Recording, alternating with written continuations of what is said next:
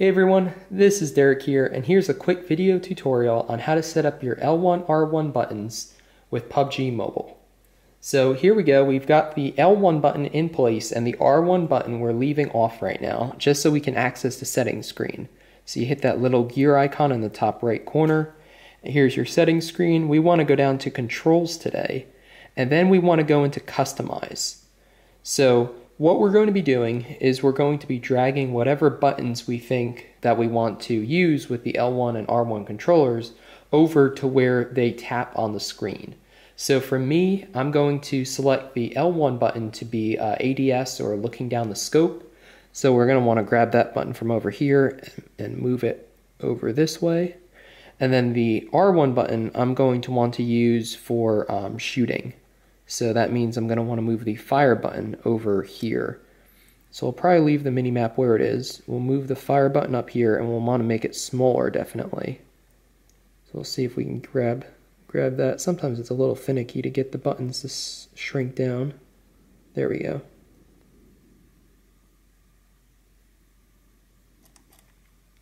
Alright, so now that we've got our button nice and small, we want to drag it over here. And then that way it will be centered on where the R1 button is going to be tapping down on the screen. We also probably want to move the mini-map a little bit this way so it's not clipped by the support there. And then on the L1 side, we'll probably have to remove that button so we can slide this up.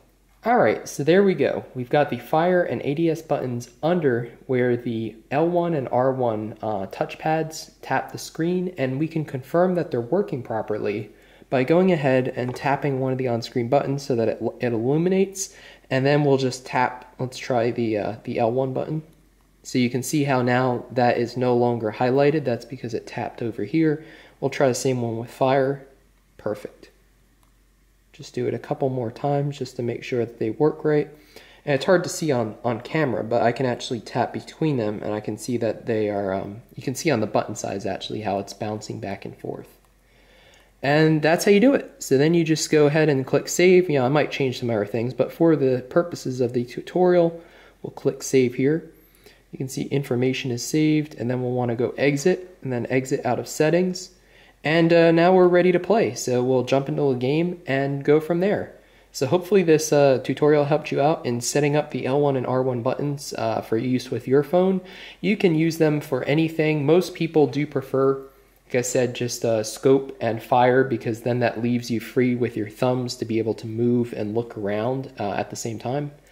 But you can, again, do whatever you want and whatever suits your play style.